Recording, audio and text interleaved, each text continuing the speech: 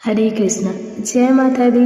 हिंदू धर्म की दिव्य परंपराओं में वट सावित्री व्रत एक ऐसा पर्व है जो अखंड सौभाग्य, पति की दीर्घायु और पारिवारिक सुख समृद्धि के लिए अटूट आस्था और अटूट प्रेम का प्रतीक है।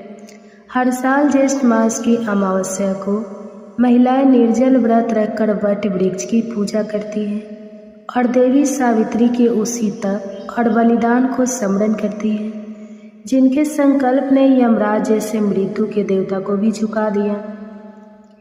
यह केवल एक कथा नहीं बल्कि एक संकल्प है कि प्रेम जब धर्म में बदलता है तो भाग्य भी उसकी राह बदल देता है। आज की कथा प्रारंभ करने से पहले आप सभी को वट सावित्री व्रत की ढेर सारी शुभकामनाएं। आइए कथा के शुभारंभ से पहले हम सभी देवी देवताओं का आवाहन करें। सबसे पहले हम विघ्नता गौरी पुत्र गणेश जी का आवाहन करेंगे। हे गौरी पुत्र, हे विघ्न विनाशक मंगलकर्ता, प्रथम पूज्य श्री गणेश जी, आपके बिना कोई भी कार्य शुभ नहीं होता। इसलिए इस पावन कथा के आरंभ में हम सभी आपको सादर आमंत्रित करते हैं। आप हमारे मन, वाणी और श्रवण को पवित्र करें। हे त्रिदेव ब्रह्मा जी, जो सृष्टि के रचयिता है, भगवान श्री विष्णु जी जो पालनहार है, और महेश्वर शिव जी जो संहार करता है, आप तीनों कृपा कर इस व्रत कथा में पधारें और हमें धर्म, सत्य और शक्ति का ज्ञान दें। हे माँ सावित्री, आपके धैर्य, तप और पति प्राणीयता ने स्त्री के त्याग और शक्ति की परिभाषा बदल दी। आज हम आपकी कथा को सुनने जा रहे हैं। हमें आपकी ही तरह श्रद्धा, शक्ति और साहस दे। हे देव सत्यवान, आपका प्रेम और विश्वासी माता सावित्री का बल बना। आप हमारे जीवन में सत्य और समर्पण का मार्ग प्रशस्त करें। और हे यमराज जी, आप धर्म के दूत हैं और हम आपसे करबद्ध प्रार्थना करते हैं, किसी भी सुहागिन का सुहाग ना टूटे, किसी घर में अकाल मृत्यु ना हो, हर स्त्री का जीवन सुखमय हो, उसका परिवार दीर्घायु और स्वस्थ रहे। आपके द्वारा दी गई मृत्यु को भी प्रेम और संकल्प से हराया जा सकता है। यह माता सावित्री ने सिद्ध किया है। हम सभी आपको प्रणाम करते हैं। आइए प्रिय श्रोताओं, इस व्रत को और इसकी शक्ति और महत्व को समझने से पहले हम सुनते हैं अमावस माता की कथा, जिनकी कृपा से ही यह व्रत संपूर्ण होता है। और फिर सुनेंगे वह महान कथा जिसने काल के नियम को भी मोड़ दिया, माता पार सावित्री और सत्यवान की पावन कथा। एक ऐसी स्त्री की कथा जिसने ताप, धर्म और प्रेम के बल पर मृत्यु से जीवन जीत लिया। यह केवल कथा नहीं, यह श्रद्धा का सेतु है जो हर सुहागिन को विश्वास और शक्ति से भर देता है। प्राचीन समय की बात है, एक नगर में धर्मपरायण ब्राह्मण कुल में जन्मी एक स्त्री अपने पति के साथ सुखपूर्वक जीवन व्यतीत कर रही थी, परंतु उसकी एक आदत बहुत कष्टकारी थी। वह हर अमावस्या तिथि पर नहा धोवाकर भोजन बनाकर पहले खा लेती, बाद में पूजा पाठ किया करती। धीरे धीरे समय बीतता गया। अमावस माता इस व्यवहार से अब प्रसन्न नहीं थी। एक दिन जब उस स्त्री ने पहले भोजन कर लिया और बाद में पूजा की, तब उसके घर की लक्ष्मी धीरे धीरे लुप्त होने लगी। संतानें बीमार रहने लगी। उसकी धन, सुख, समृद्धि सब कुछ धीरे धीरे नष्ट होने लगा और एक के बाद एक अशुभ घटना उसके घर में घटने लगी। वह स्त्री समझ नहीं पाई कि ऐसा क्यों हो रहा है। फिर एक दिन अमावस माता ने स्वप्न में उसे दर्शन दिया। माता ने कहा, हे देवी, तुम हर अमावस्या को पहले भोजन कर लेती हो और बाद में मेरी पूजा करती हो। क्या कोई भी अतिथि के आने पर उसे छोड़कर पहले भोजन कर लेता है? जब तक मेरी पूजा नहीं होती उस दिन भोजन वर्जित है।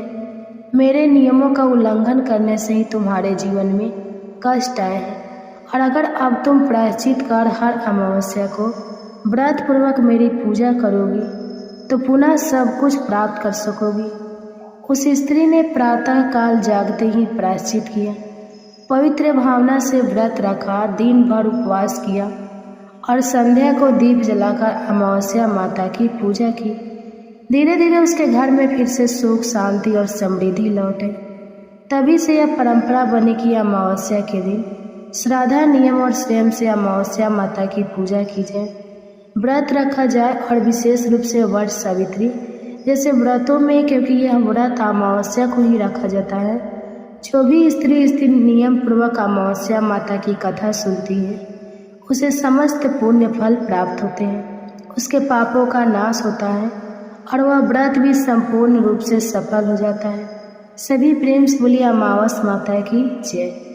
अब जब हमने अमावस माता की कथा सुनी तो आइए अब सुनते हैं वह परम कथा जो व्रत की आत्मा है, सत्यवान और सावित्री की महाकथा। सावित्री और सत्यवान की कथा सबसे पहले महाभारत के वन पर्व में मिलती है, जब युधिष्ठिर महाराज ने मार्कंडेय ऋषि से पूछा था कि हे ऋषिवर, क्या कोई और भी ऐसी स्त्री थी जिसने द्रौपदी जितना कठिन व्रत किया था? तब मार्कंडेय ऋषि उन्हें विस्तार पूर्वक देवी सावित्री की कथा सुनाते हैं, जिसे एक समय महादेव जी ने देवी पार्वती को सुनाया था। कथा के अनुसार मद्र देश के राजा अश्वपति ने पत्नी सहित संतान के लिए सावित्री देवी का विधि पूर्वक व्रत और पूजन करके पुत्री होने का वर प्राप्त किया। सर्वगुण संपन्न देवी सावित्री ने पुत्री के रूप में अश्वपति के घर कन्या के रूप में जन्म लिया। कन्या के युवा होने पर अश्वपति ने अपने मंत्री के साथ सावित्री को अपना पति चुनने के लिए भेज दिया। सावित्री अपने मन के अनुकूल वर का चयन करके जब वापस लौटी तो उसी दिन देवर्षि नारद उनके यहाँ पधारे। नारद जी के पूछने पर सावित्री ने कहा, महाराज, दुमत सेन के पुत्र सत्यवान की कृति सुनकर मैंने उन्हें पति रूप में व्रत कर लिया है। नारद जी ने सत्यवान और सावित्री के ग्रहों की गणना करके अश्वपति को बधाई दी और सत्यवान के गुणों की भूरी भरी प्रशंसा की। साथ ही यह भी बताया कि सावित्री के 12 वर्ष की आयु होने पर सत्यवान की मृत्यु हो जाएगी। नारद जी की बात सुनकर राजा अश्वपति का चेहरा मुरझा गया। उन्हें यह बात जानकर बड़ा दुख पहुंचा।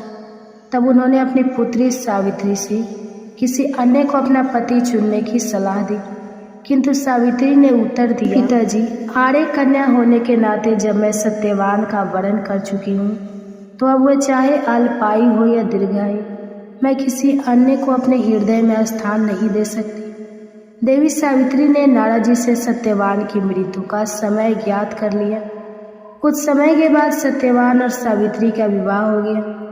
अब सावित्री अपने सास, ससुर और पति के साथ जंगल में रहने लगी। नारद जी द्वारा बताए हुए दिन से 3 दिन पहले से ही सावित्री ने उपवास शुरू कर दिया। नारद जी द्वारा निश्चित तिथि को जब सत्यवान लकड़ी काटने के लिए वन को चले तो ससुर से आज्ञा लेकर सावित्री भी सत्यवान के साथ साथ चल पड़ी। सत्यवान वन में पहुंचकर लकड़ी काटने के लिए वृक्ष पर चढ़ी। वृक्ष पर चढ़ने के बाद उनके सिर में भयंकर पीड़ा होने लगी। सत्यवान पेड़ से किसी तरह नीचे उतरे। सावित्री ने उन्हें वट के पेड़ के नीचे लटाकर उनका सिर अपनी गोद में रख लिया। सावित्री समझ गई थी कि अब उनके पति की मृत्यु का समय नजदीक आ पहुंचा है, किंतु वे बिल्कुल भी विचलित नहीं हुई। देखते ही यमराज ने ब्रह्मा जी के विधान के रूपरेखा को सावित्री के सामने स्पष्ट किया और सत्यवान के प्राणों को लेकर चल पड़े। कहीं कहीं पर कुछ कथाओं में ऐसा भी उल्लेख मिलता है कि वट वृक्ष के नीचे लेटे हुए सत्यवान को सांप ने डस लिया था। सावित्री सत्यवान को वट वृक्ष के ही नीचे लेटाकर यमराज के पीछे पीछे चल पड़ी। पीछे आती हुई सावित्री को यमराज ने वापस लौट जाने का आदेश दिया, किंतु देवी सावित्री ने विनम्रता पूर्वक कहा कि महाराज, जहाँ पति जाते हैं वहीं पर पत्नी को भी जाना चाहिए। यही पत्नी धर्म है और यही मर्यादा है। ऐसा कहकर सावित्री यमराज के पीछे पीछे चलने लगी। सावित्री की धर्मनिष्ठा से प्रसन्न होकर यमराज बोले कि पति के प्राणों के अलावा कुछ भी मांग लो। सावित्री ने यमराज से अपने सास ससुर की आंखों की ज्योति और दीर्घ आयु मांगी। यमराज तथास्तु कहकर आगे बढ़ गए। सावित्री फिर भी यमराज जी का पीछा करती रही, उनके पीछे पीछे चलती रही। यमराज ने अपने पीछे आती सावित्री से फिर वापस लौट जाने का आग्रह किया तो सावित्री बोली कि प्रभु, पति के बिना नारी के जीवन की कोई सार्थकता नहीं होती। यमराज जी ने अब की बार भी सावित्री के पतिव्रत धर्म से खुश होकर फिर से वरदान मांगने को कहा। इस बार उन्होंने अपने ससुर का खोया हुआ राज्य वापस दिलाने की प्रार्थना की। तब तथास्तु कहकर यमराज जी आगे चल पड़े। सावित्री अब भी यमराज जी के पीछे पीछे चलती रही। इस पर सावित्री ने यमराज जी से 100 पुत्रों की मां बनने का वरदान मांगा। पहले की तरह ही तथास्तु कहकर जैसे ही यमराज जी आगे बढ़े, सावित्री हाथ जोड़कर खड़ी हो गई और कहने लगी, प्रभु अभी अभी आपने मुझे 100 पुत्रों की मां होने का आशीर्वाद दिया है, किंतु पति के बिना मैं मां किस प्रकार बन सकती हूँ? अपना यह तीसरा वरदान पूरा कीजिए। तब सावित्री के धर्म निष्ठा, ज्ञान, विवेक और पतिव्रत धर्म की बात सुनकर यमराज जी ने सत्यवान के प्राणों को अपने पास से स्वतंत्र कर दिया। सावित्री सत्यवान के प्राणों को लेकर वट वृक्ष के नीचे पहुंच गई, जहां सत्यवान का मृत शरीर रखा हुआ था। सावित्री ने वट वृक्ष की परिक्रमा की तो सत्यवान जीवित हो उठे। तब सावित्री अपने पति सत्यवान के साथ अपने सास ससुर के पास पहुंची तो उन्हें नेत्र ज्योति मिल चुकी थी। इसके बाद उनका खोया हुआ राज्य भी उन्हें मिल गया। आगे चलकर सावित्री 100 पुत्रों की मां भी बनी। इस प्रकार चारों दिशाएं सावित्री के पतिव्रत धर्म के पालन की कृति से गूंज उठी। तभी से वट सावित्री व्रत रखने की परंपरा प्रारंभ हो गई। सभी प्रेम से बोले, देवी सावित्री की जय, सत्यवान की जय। भगवान शंकर ने जब देवी पार्वती को सत्यवान और सावित्री की यह पावन कथा सुनाई तो देवी पार्वती जी की आंखों में श्रद्धा, आस्था और प्रेम से अश्रु भरे। उनका हृदय माता सावित्री के अद्भुत साहस, नारी धर्म और सत्यवत की शक्ति से गदगद हो उठा। देवी पार्वती ने विनम्र स्वर में भगवान शिव से कहा, हे नाथ, आज मैंने जो कथा सुनी वह केवल एक कथा नहीं बल्कि नारी की शक्ति, उसके तप और उसके प्रेम की अनंत महिमा है। मैं भी इस व्रत को करूंगी ताकि सभी स्त्रियों को इससे प्रेरणा मिले।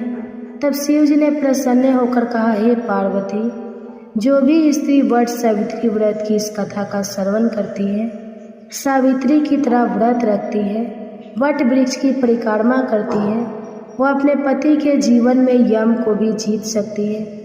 ऐसी स्त्री का सुहाग अखंड रहता है, संतान सुख की प्राप्ति होती है और जन्मों तक सौभाग्य बना रहता है। यह व्रत केवल पति पत्नी के प्रेम का प्रतीक नहीं बल्कि धर्म, संयम, श्रद्धा और संकल्प की विजय का पर्व है। जो भी इसी आस्था से करता है उसके जीवन में कभी भी अकाल मृत्यु, वियोग या पीड़ा नहीं आती। इसी विश्वास के साथ श्रद्धा और कथा के पुण्य प्रभाव से हम यही प्रार्थना करते हैं कि हर स्त्री का सुहाग अखंड रहे, हर परिवार सुखी रहे और मृत्यु का भय किसी घर की चौखट ना लगे।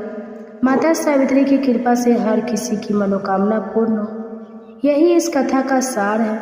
व्रत कथा यही पूर्ण होती है। सत्यवान सावित्री की यह अमर कथा आज भी हर नारी को शक्ति देने वाली बन जाए, यही हमारी मंगल कामना है।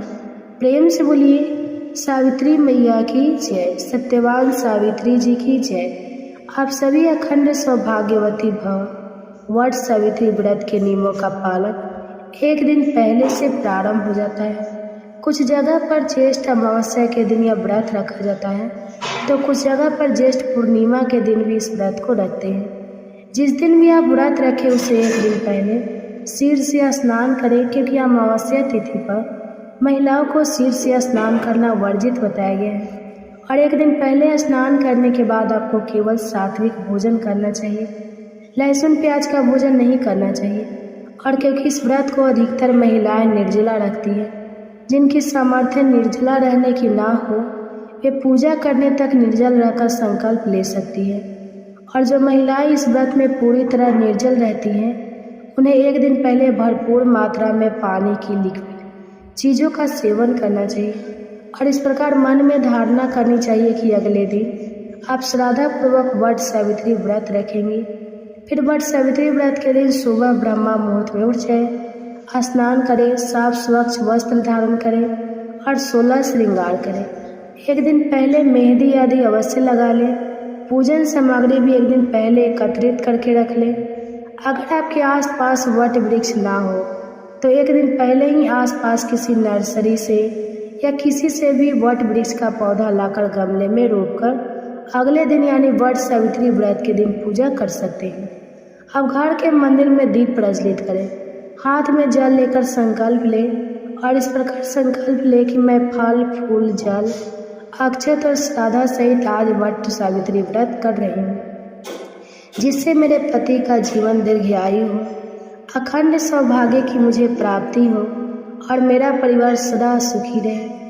वट सावित्री व्रत की पूजन सामग्री में वट वृक्ष, कच्चा सूत या कलावा, रोली, हल्दी, अक्षत, सिंदूर, चूड़ी, चुनरी, फल फूल, नारियल, श्रृंगार की जो भी सामग्री हो, साथ में बांस का पंखा और सूखे मेवे और श्रृंगार की जो भी सामग्री है वह आप 2 जगह रखें, एक जगह पर दान करने के लिए और दूसरा स्वयं भी का आशीर्वाद रूप में अपने लिए रखने के लिए। दूसरा कलश जल से भरा हुआ एक लोटा धूप, दीप, कपूर, मिट्टी से बनाया गया सत्यवान सावित्री और यमराज जी की मूर्तियाँ ना हो तो तस्वीर आप मार्केट से ले सकती हैं, और अगर घर से दूर वट वृक्ष है तो घर से ही पूजन सामग्री लेकर जाए और एक दिन पहले भिगोए गए काले चने भी इस पूजा में उपयोग किए जाते हैं, जिन्हें बरगद के वृक्ष में अर्पित किया जाता है और परिक्रमा भी की जाती है। जैसे कि कुछ महिला 108 बार परिक्रमा करती हैं, तो हर बार एक परिक्रमा पूरी होने पर एक काले चने का दाना किसी पात्र में इकट्ठा कर दी जाती है। इस तरह 108 बार परिक्रमा भी आसानी से बिना भूले हो जाती है। अगर वृक्ष के नीचे गंदगी हो, कूड़ा हो तो इसे पहले अच्छे से साफ कर ले, फिर पूजा करने की तैयारी करें। सबसे पहले वट वृक्ष में कच्चा दूध और जल मिलाकर अर्पित करें, पुष्प अर्पित करें, धूप दीप जलाएं। अब वृक्ष के चारों ओर 5, 7, 11, 21 या 108 बार कच्चा सूत या कलावा लपेटते हुए परिक्रमा करें, और अगर कलावा बीच में ही खत्म हो गया हो तो बिना कलावे के भी अब बाकी की जो परिक्रमा है वह पूर्ण कर सकती है। परिक्रमा करते समय ओम वट वृक्षाय नमः इस मंत्र का लगातार जाप करती रहें, या ओम देवी सावित्री नमः आप इनका जाप लगातार कर सकती है। फिर पेड़ के तने में सिंदूर अर्पित करें और अब सत्यवान और सावित्री और यमराज जी का पूजन करें। सभी को कुमकुम, हल्दी, चंदन, तिलक लगाएं और सभी को वस्त्र अर्पित करें, पुष्प अर्पित करें, उन्हें पंखा, मिठाई, फल, सूखे मेवे अर्पण करें और यह मंत्र बोले सत्यवान सावित्री युगल रूपाय नमः और यमराज जी के लिए ओम धर्मजाय नमः। इस मंत्र को आपको पूजा करते समय पढ़ना है या आपको जाप करना है। इसके बाद व्रत कथा का श्रवण करें या खुद पढ़ें। पहले अमावस माता की कथा और उसके बाद सत्यवान सावित्री की कथा जो आपको सुनना चाहिए। कथा के अंत में पति के दीर्घायु की कामना करते हुए इस प्रकार प्रार्थना करें कि हे माँ सावित्री, हे सत्यवान देव, हे यमराज जी, आज मैं आपकी कृपा से इस व्रत को रख रही हूँ और मुझे सौभाग्य प्राप्त हुआ है। आप कृपा मेरे व्रत को स्वीकार करें और मेरे पति को दीर्घायु करें। पूजा करने के बाद माता सावित्री को जो अपने सिंदूर अर्पित किया है उसमें से आशीर्वाद रूप में थोड़ा सा सिंदूर अपनी मांग में भी लगाएं और आसपास अगर सुहागन महिलाएं भी पूजा कर रही हो तो उन्हें श्रृंगार की सामग्री उपहार स्वरूप दें। इस दिन सुहाग की सामग्री का दान करने से सुहाग बढ़ता है, सुहाग की आयु लंबी होती है। माता सावित्री से सच्चे मन से प्रार्थना करें, हे माँ सावित्री, जैसे अपने पति को यमराज जी से पुनः जीवित कराया वैसे ही मेरे पति को लंबी उम्र, आरोग्य और सुख प्रदान करें। फिर इसके बाद ब्राह्मण या सुहागिन स्त्रियों को वस्त्र, फल, मेवा, दक्षिणा या सौभाग्य सामग्री यानी श्रृंगार की सामग्री दान में दे। प्रसाद बांटे, दिन भर उपवास रखे। अगर अपने पूरा दिन निर्जला उपवास नहीं रखना है, क्योंकि इस व्रत को 24 घंटे तक निर्जला रहना होता है, यानी व्रत के सूर्योदय से लेकर अगले दिन के सूर्योदय तक। बहुत ही कठिन व्रत होता है। अगर आपकी सामर्थ्य नहीं है तो जब आपने सुबह या पूजन कर लिया उसके बाद आप जल, फल, दूध या शरबत आदि सेवन कर सकती है। बहुत अधिक प्यास लगे और आपने निर्जला व्रत रखा है तो ऐसी स्थिति में आप कुल्ला कर सकती है या केवल आचमन जितना जल भी ग्रहण कर सकती है। अगर शरीर पर बहुत ज़्यादा कष्ट पड़े तो बीच में ही आप क्षमा प्रार्थना करके जल का सेवन कर सकती है, क्योंकि अगर व्रत रखा है और ध्यान आपका केवल पानी में या प्यास में ही है तो भी ऐसी व्रत फलित नहीं होता है। अगर किसी व्रत को पूरी श्रद्धा और त्याग के साथ रखा जाए तभी वह व्रत पूर्ण रूप से माना जाता है। इसलिए आपका स्वास्थ्य भी सबसे पहले है। पूजा करने के साथ ही अपने पति का भी पूजन करें। अगर पति साथ में हो उन्हें तिलक लगाए, उनके पैर छूकर उन्हें प्रणाम करें और उन्हें फल, मिठाई या मेवा आदि प्रसाद में दें। अपने घर के बड़े बुजुर्गों के पैर छूकर उनका भी आशीर्वाद प्राप्त करें। दिन भर व्रत रखें। इस व्रत में दिन में सोना वर्जित माना गया है और महिलाएं जिनकी श्रद्धा अटूट होती है वे रात्रि भर जागरण भी करती हैं। पूरी रात अगर जागरण करना संभव ना हो तो केवल मौन रहकर ही आप कथाओं का श्रवण कर सकती है, या जो भी मंत्र आप आदि आपको करना है वह आप कर सकती है। बहुत ज़्यादा बोलने से इस दिन बचना चाहिए। व्रत में स्त्री को केवल आपको सात्विक भोजन करना चाहिए। अगर आप केवल अर्थ व्रत कर रही हैं, यानी कि किसी कारण से आपको इस व्रत में भोजन करना ही हो, तो सात्विक भोजन या केवल फलाहार कर सकती है। व्रत का फल तभी पूर्ण होता है जब श्रद्धा, नियत और संयम के साथ किया जाए। मजबूरी में रखा गया व्रत नहीं रहता। व्रत का पारण अगले दिन किया जाता है तो सुबह अगले दिन जल्दी उठे, ब्रह्मा मुहूर्त में उठ जाए, पूजा करें। एक बार फिर से हो सके तो वट वृक्ष को आप जल अर्पित करके प्रणाम करें। ऐसा संभव ना हो तो घर पर ही वट वृक्ष का ध्यान कर लें और त्रिदेवों का ध्यान करें। अमावस माता का, देवी सावित्री और सत्यवान का ध्यान करें और हाथ में जल लेकर, या जो भी परंपरा आपकी यहाँ पर हो, जैसे कुछ लोग बरगद के फल ग्रहण करके या काले भिगोए चने को प्रसाद रूप में ग्रहण करके व्रत का पालन करते हैं। कुछ लोग मीठे पुए, पूरी, पकवान आदि ग्रहण करके व्रत खोलते हैं। अगर आपने निर्जला व्रत रखा है तो आपको व्रत खोलते समय थोड़ी सावधानी बरतनी चाहिए। व्रत को कभी भी बहुत ज़्यादा खट्टी चीज़ों से, बहुत ज़्यादा गरम मसाले से, बहुत ज़्यादा तीखी चीज़ों के साथ में नहीं खोलना चाहिए। ऐसे में आप नारियल पानी या शक्कर मिला हुआ पानी और या सादे जल से खोल सकती है। उसके बाद थोड़ी देर के बाद आप सात्विक भोजन और प्रसाद आदि ग्रहण कर सकती हैं। इस प्रकार जो भी स्त्री इस व्रत को विधि पूर्वक करती है और सावित्री के समान सिद्ध को प्राप्त करती है। पति पत्नी का प्रेम अमर होता है। अखंड सौभाग्य का वरदान यमराज जी भी उसके पति को छू नहीं सकते। व्रत की जो भी पूजन सामग्री है उसका विसर्जन आपको अगले दिन व्रत खोलने के बाद ही। राधे राधे, हरे कृष्णा, ओम नमः शिवाय। आज इस वीडियो में जानेंगे वट सावित्री व्रत का भय, नहाए खाए से लेकर पारण तक की संपूर्ण जानकारी। पहली बार इस व्रत को उठाए या नहीं, पूजा का शुभ मुहूर्त क्या है, क्या खाकर व्रत खोले, बहुत सारी जानकारी आपको इस वीडियो में मिलेंगी। इससे पहले अगर आपने मेरे इस चैनल को सब्सक्राइब नहीं किए हैं तो इसे सब्सक्राइब कर लीजिए, बेल आइकन को जरूर प्रेस कीजिए जिससे वीडियो की नोटिफिकेशन आप लोग के पास सबसे पहले पहुंचे। ज्येष्ठ महीने की अमावस्या को वट सावित्री व्रत किया जाता है। यह व्रत हम अपने पति की लंबी उम्र के लिए, सुख सौभाग्य में वृद्धि के लिए करते हैं। इस बार वट सावित्री व्रत 16 मई दिन शनिवार को है और वट सावित्री व्रत करने का नियम है, एक दिन पहले नहाए खाए किया जाता है, दूसरे दिन हम व्रत करते हैं, तीसरे दिन पालन किया जाता है। तो इस बार नहाए खाए दिन शुक्रवार को है, तो शुक्रवार के दिन हमें बाल धोकर स्नान कर लेना चाहिए। तो सबसे पहले आप लोग नाखून काट लीजिएगा। कोई भी अगर हम खास व्रत करते हैं तो सबसे पहले हम नाखून काटते हैं, बाल धोते हैं, तभी हम शुद्ध होते हैं। तो सबसे पहले आप नहाए खाए के दिन नाखून काट लीजिएगा और उसके बाद आप लोग बाल धोकर स्नान कर लीजिएगा। और इस दिन हम शुद्ध सात्विक भोजन करते हैं। भोजन में अरवा चावल, चना का दाल और सेंधा नमक डालकर सब्जी बनाई जाती है। और इस दिन लहसुन, प्याज, बैगन, मसूर की दाल, जितने भी अशुद्ध चीज़ें हैं हमें नहीं खाना है। और जब भी आप इस दिन भोजन बनाइएगा तो आप स्नान करके ही भोजन बनाइएगा।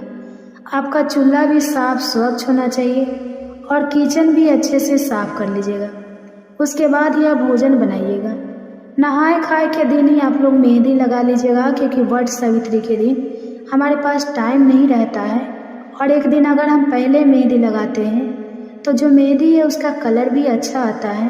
तो आप लोग एक दिन पहले ही मेहंदी लगा लीजिएगा। और इस व्रत में, इस त्यौहार में ठेकुआ का प्रसाद चढ़ाया जाता है, तो हम लोग एक दिन पहले ही ठेकुआ बनाते हैं। कहीं पर ठेकुआ बनाया जाता है, कहीं पर गुलगुला बनाया जाता है, कहीं पर पुआ चढ़ाया जाता है। तो आप लोग के जिधर जो कुछ भी चढ़ाया जाता है वह बना लीजिएगा। तो हम लोग एक दिन पहले ही ठेकुआ बनाते हैं और उसी दिन आप लोग चना भीगने के लिए रख दीजिएगा, क्योंकि इस व्रत में, इस पूजा में चने का विशेष ज़्यादा महत्व है। तो यह सब काम हमें नहाए खाए के दिन ही करना है। और उसके अगले दिन हम व्रत करेंगे। तो व्रत के दिन आप लोग सुबह जल्दी उठ जाइएगा। सुबह जल्दी उठकर हमें घर की जो भी साफ़ सफाई है वह कर लेना है। उसके बाद स्नान कर लीजिएगा। और आपके पास नई साड़ी है, वैसे इस व्रत में नई साड़ी ही पहनने का नियम है। हम लोग नई साड़ी पहनकर ही इस पूजा को करते हैं। तो आप लोग के पास मान लीजिए नई साड़ी है तो नई साड़ी पहन लीजिएगा। लाल पीली साड़ी ही पहनिएगा। और मान लीजिए नई नहीं है तो जो भी धुला हुआ पहले का वस्त्र है वह भी आप पहन सकते हैं। और हाथ में लहठी पहन लीजिएगा। लहठी पहनते हैं तो लहठी पहन लीजिएगा। चूड़ी पहनते हैं तो चूड़ी नई जरूर पहन लीजिएगा। और अच्छे से हमें 16 श्रृंगार कर लेना है। जो आपका शादी का सिंदूरा है उसे नाक से लेकर मांग तक सिंदूर लगा लीजिएगा। गले में मंगलसूत्र, पायल, बिछुआ, पैर में महावर और शादी का जो चुनरी है वह जरूर ओढ़ लीजिएगा। जिनके पास नहीं है वह जरूर खरीद लें। और जिनके पास मान लीजिए है शादी वाला तो वह ओढ़ कर ही पूजा करें। तो अच्छे से हमें 16 श्रृंगार कर लेना है। टीका, नथ जो भी आपके पास है वह पहन लीजिएगा। उसके बाद हमें पूजा करना है। तो आप घर में पूजा करना चाहते हैं तो घर में भी टहनी मंगवा कर पूजा कर सकते हैं। और वट वृक्ष के पास जाकर पूजा करना चाहते हैं तो आप लोग वट वृक्ष के पास जाकर भी पूजा कर सकते हैं। और जब भी टहनी मंगवाइएगा तो एक दिन पहले ही, यानी शुक्रवार को ही, मंगलवार के गमले में लगा लीजिएगा। और उस दिन हमें पता भी नहीं तोड़ना है। तो जो कुछ भी आपको ज़रूरत है वह एक दिन पहले ही मंगवा कर रख लीजिएगा। और उसके बाद हमें पूजा करना है। तो वट वृक्ष का इस व्रत में पूजन किया जाता है। गौरी गणेश का पूजन किया जाता है। तो गौरी गणेश आप हल्दी से भी बना सकते हैं, सुपारी से भी बना सकते हैं और गोबर से भी बना सकते हैं। तो सबसे पहले हमें गौरी गणेश का पूजन करना है। और गौरी गणेश का पूजन करने के बाद आप लोग वृक्ष का पूजन कीजिएगा। और इस पूजा में प्रसाद चढ़ाया जाता है। तो आम ले लीजिएगा। जो भी सीजनल फल है उसी का भोग लगाया जाता है। तो आम, लीची जो ककड़ी रहता है उसको लालमी भी बोला जाता है, तो वो हमें ले लेना है। और ये खीरा, जो भी आपको सीजनल फल उपलब्ध हो रहा है वह ले लीजिएगा। ठेकुआ जरूर बना लीजिएगा। और चना भी होना चाहिए। तो यही सब सामग्री से हम भगवान को भोग लगाएंगे। और एक पैकेट हमें सिंदूर पूजा के लिए ज़रूर खरीद लेना चाहिए। तो उसी से हम गौरी माता को सिंदूर लगाएंगे। और जब हम परिक्रमा करेंगे तो उसी सिंदूर से हम वट वृक्ष में सिंदूर लगाएंगे। और इस सिंदूर को पूजा करने के बाद आप अपने सिंदूरे में डाल लीजिएगा। इस पूजा में 108 परिक्रमा करने का नियम है। तो परिक्रमा करने के लिए कच्चा सूत ले लीजिएगा। कच्चा सूत से ही परिक्रमा करने का नियम है। तो अगर आपको कच्चा सूत मिल जाए तो कच्चा सूत ले लीजिएगा, नहीं तो मौली से भी कर सकते हैं। या जो रील रहता है जिससे हम सिलाई करते हैं तो आप उससे भी कर सकते हैं। 108 परिक्रमा करने में सक्षम है तो आप लोग 108 परिक्रमा कर लीजिएगा। और मान लीजिए उतना करना सक्षम नहीं है तो 5, 7, 11, 21 इतना भी कर सकते हैं। और जब भी परिक्रमा कीजिएगा तो जितना परिक्रमा करना है उतना चना गिनकर हाथ में रख लीजिएगा। एक बार परिक्रमा करके आइएगा तो एक चना हमें वट वृक्ष के पास रख देना है। सिंदूर लगा दीजिएगा। वही सिंदूर हमें अपने मांग में लगा लेना है। फिर उसके बाद हम दूसरी परिक्रमा करेंगे। फिर एक जो चना है वह रख दीजिए और उसके बाद हमें सिंदूर लगा देना है वट वृक्ष में। और वही सिंदूर हमें अपने मांग में लगा लेना है। और चना इसलिए रखा जाता है क्योंकि हम परिक्रमा करते समय भूल जाते हैं कि हम कितनी बार परिक्रमा किए हैं, इसलिए चना गिन कर रखने का नियम है। तो अच्छे से आप लोग पूजा कर लीजिएगा, परिक्रमा कर लीजिएगा। और इस व्रत में, इस पूजा में कथा सुनने का विशेष ज़्यादा महत्व है। तो आप लोग कथा जरूर सुन लीजिएगा। मान लीजिए उसके पास कोई अगर बड़ी बुजुर्ग महिला है या पंडित जी है, जो कोई भी आपको सुना रहे हैं, आप उनसे सुन लीजिएगा। और मान लीजिए आपको अगर कोई सुनाने वाला नहीं है तो आप खुद से भी कथा पढ़ सकते हैं। और पूजा करने से पहले खोइछा लिया जाता है। तो हमारे इधर खोइछ लेने का नियम है। तो खोइछा में जो भी सीजनल फल है, ठेकुआ है, वही हम खोइछा लेते हैं। आपके घर में जो भी बड़ी बुजुर्ग महिलाएं हैं तो आप उनसे खोइछा ले लीजिएगा। और मान लीजिए कोई अगर नहीं है तो आप खुद से भी खोइछा लेकर पूजा कर सकते हैं। तो पूजा करने से पहले खोइछा लिया जाता है। और वट वृक्ष का जो पत्ता रहता है उसको गहने के रूप में हम अपने बाल में लगाते हैं। तो हमारे इधर तो बाल में ही लगाया जाता है और कुछ जगह पर इसको गहने के रूप में पहना जाता है, तो कुछ लोग उसको माला बनाकर पहनते हैं। पूजा करने के बाद आप अपने पति का पूजन कीजिएगा। तो पति को भी अच्छे से पाँव धो दीजिएगा, हाथ में कलावा लपेट दीजिएगा, चंदन लगा दीजिएगा और जो भोग आप गौरी गणेश को लगाए थे वही प्रसाद आपको अपने पति को खिलाना है।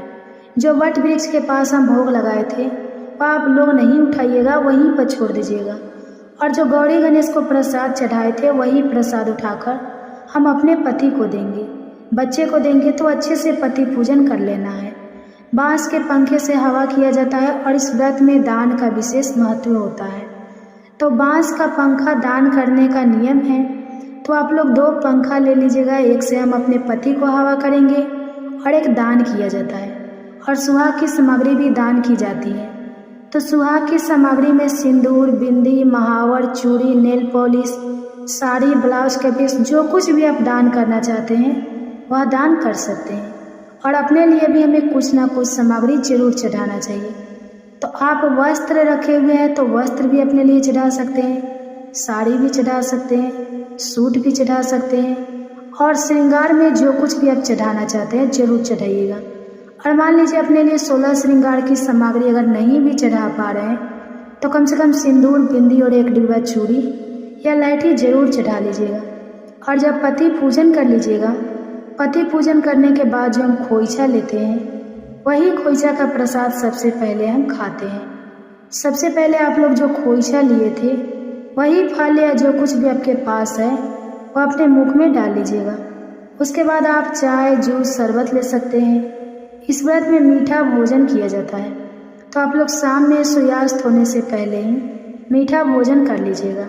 मीठा भोजन में खीर, पूरी, हलवा, पुआ, जो कुछ भी आप खाना चाहते हैं वह बना लीजिएगा। और शाम में सूर्यास्त होने से पहले ही हमें मीठा भोजन कर लेना चाहिए। उसके अगले दिन हम पारण करेंगे यानी नमक खाएंगे। तो आप लोग अगले दिन यानी पारण के दिन सुबह उठकर स्नान कर लीजिएगा। जैसे प्रतिदिन आप पूजा करते हैं, पूजा पाठ कर लीजिएगा। और वट वृक्ष के पास अगर घर में पूजा किए हैं तो जो भी सामग्री है उसको उठाकर आप जल में प्रभावित करना चाहते हैं तो जल में भी प्रभावित कर सकते हैं, या कहीं गड्ढा खोदकर जो भी सामग्री है उसको डाल दीजिएगा। और उसके बाद आप अगर दान करना चाहते हैं तो दान भी कर सकते हैं। उसके बाद ही हमें पारण करना चाहिए। और इस दिन आप लोग शुद्ध सात्विक भोजन कीजिएगा। यह हो गया नहाए खाए से लेकर पारण तक की संपूर्ण जानकारी। और जो लोग पहली बार इस व्रत को उठाना चाहते हैं, इस व्रत को शुरू करना चाहते हैं, वह कर सकते हैं। पूजा का शुभ मुहूर्त है 16 मई दिन शनिवार को सुबह 7:12 से लेकर सुबह 8:24 तक। तो आप लोग इसी शुभ मुहूर्त में पूजा कर लीजिएगा और समय से पूजा कीजिएगा, तभी आप चाय, जूस, शरबत ले सकते हैं। क्योंकि पूजा से पहले हमें पानी भी नहीं पीना चाहिए, चाय भी नहीं पीना चाहिए। तो आप लोग प्रयास कीजिएगा कि पूजा जितना जल्दी हो सके सुबह में ही कर ले। तो आज का वीडियो यहीं तक था। फिर मिलूंगी एक नए वीडियो में। वीडियो अच्छा लगे तो आप लोग इसे लाइक ज़रूर कीजिएगा, मेरे इस चैनल को सब्सक्राइब कीजिएगा। फिर मिलूंगी एक नए वीडियो में। तब तक के लिए हरे कृष्णा, राधे राधे।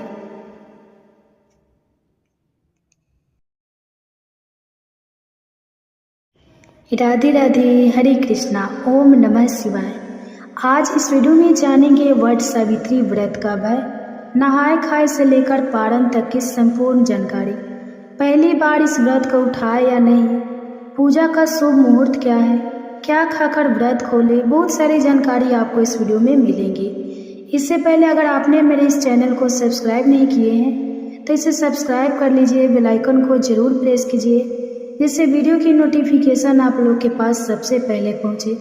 ज्येष्ठ महीने की अमावस्या को वट सावित्री व्रत किया जाता है। यह व्रत हम अपने पति की लंबी उम्र के लिए, सुख सौभाग्य में वृद्धि के लिए करते हैं। इस बार वट सावित्री व्रत 16 मई दिन शनिवार को है और वट सावित्री व्रत करने का नियम है, एक दिन पहले नहाए खाए किया जाता है, दूसरे दिन हम व्रत करते हैं, तीसरे दिन पालन किया जाता है। तो इस बार नहाए खाए दिन शुक्रवार को है, तो शुक्रवार के दिन हमें बाल धोकर स्नान कर लेना चाहिए।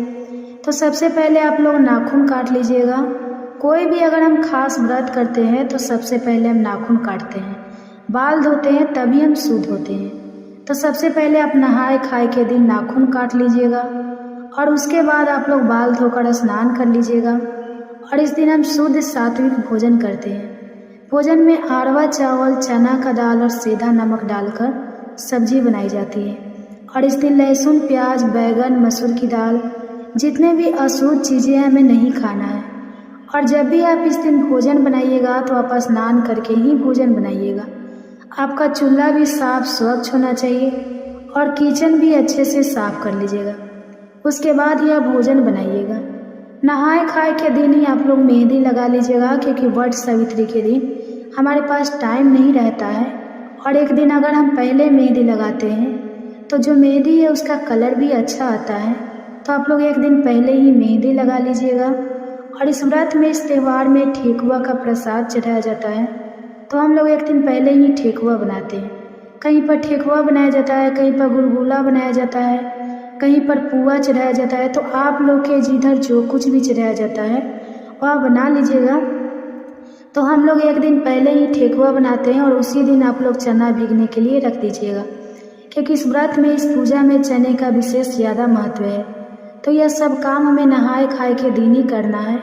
और उसके अगले दिन हम व्रत करेंगे। तो व्रत के दिन आप लोग सुबह जल्दी उठ जाइएगा। सुबह जल्दी उठकर हमें घर की जो भी साफ़ सफाई है वह कर लेना है।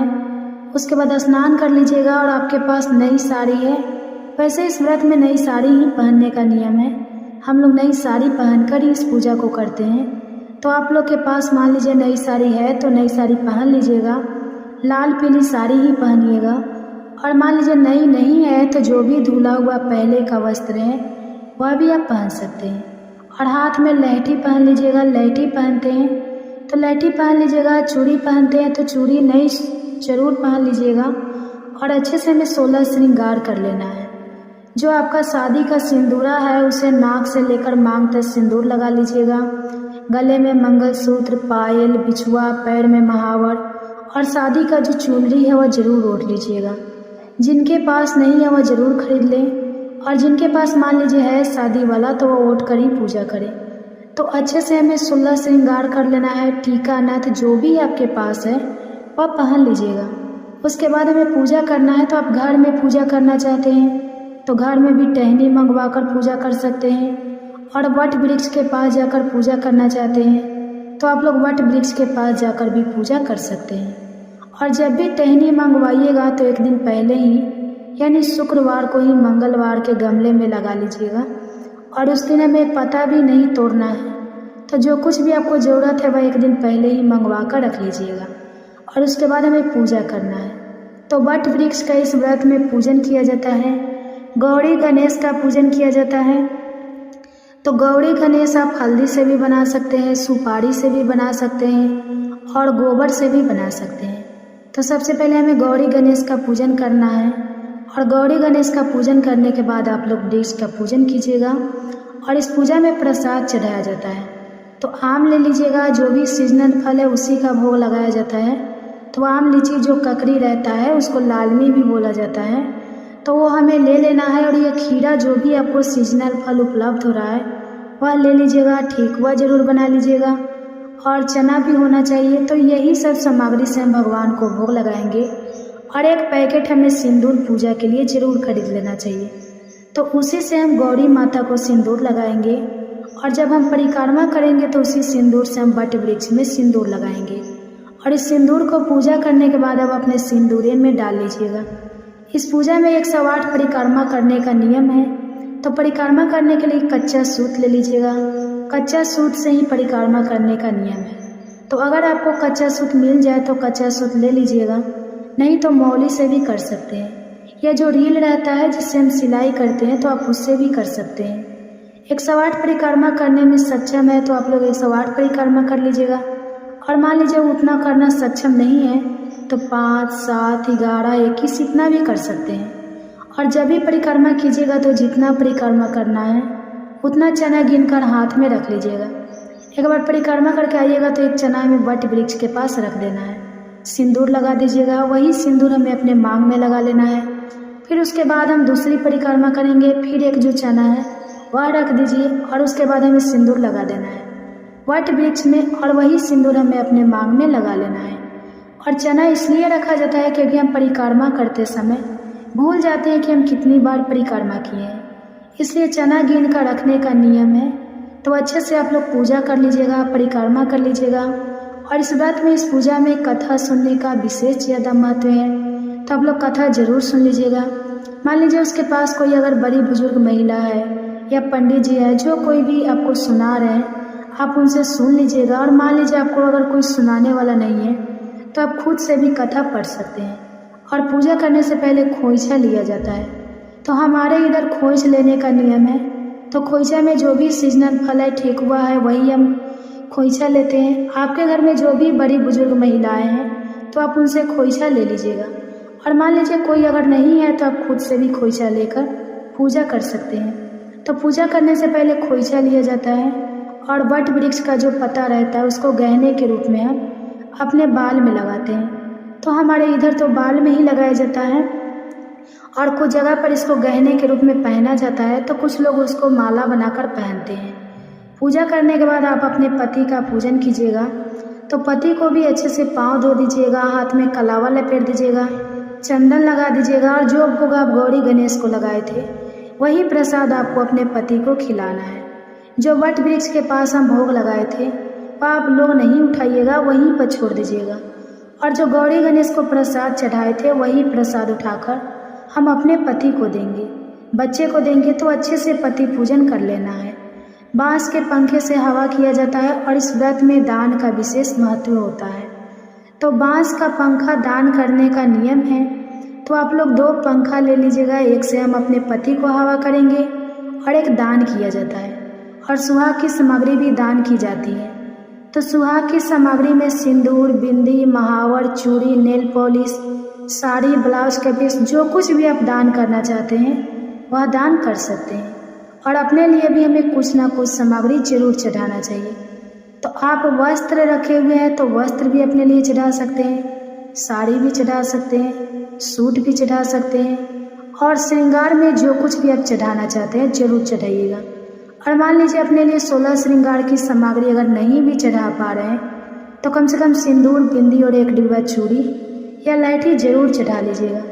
और जब पति पूजन कर लीजिएगा, पति पूजन करने के बाद जो हम खोइछा लेते हैं वही खोइछा का प्रसाद सबसे पहले हम खाते हैं। सबसे पहले आप लोग जो खोइछा लिए थे वही फल या जो कुछ भी आपके पास है वो अपने मुख में डाल लीजिएगा। उसके बाद आप चाय, जूस, शरबत ले सकते हैं।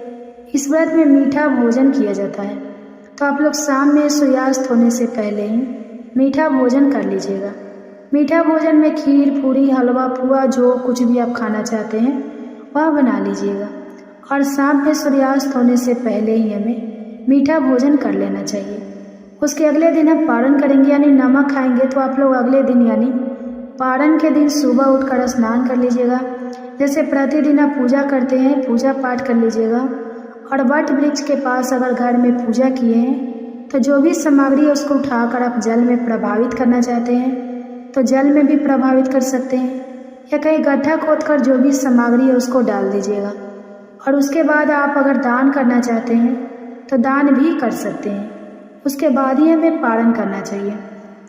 और इस दिन आप लोग शुद्ध सात्विक भोजन कीजिएगा। यह हो गया नहाए खाए से लेकर पारण तक की संपूर्ण जानकारी।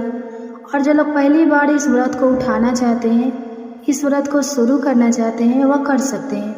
पूजा का शुभ मुहूर्त है 16 मई दिन शनिवार को सुबह 7:12 से लेकर सुबह 8:24 तक। तो आप लोग इसी शुभ मुहूर्त में पूजा कर लीजिएगा और समय से पूजा कीजिएगा, तभी आप चाय, जूस, शरबत ले सकते हैं। क्योंकि पूजा से पहले हमें पानी भी नहीं पीना चाहिए, चाय भी नहीं पीना चाहिए। तो आप लोग प्रयास कीजिएगा कि पूजा जितना जल्दी हो सके सुबह में ही कर ले। तो आज का वीडियो यहीं तक था। फिर मिलूंगी एक नए वीडियो में।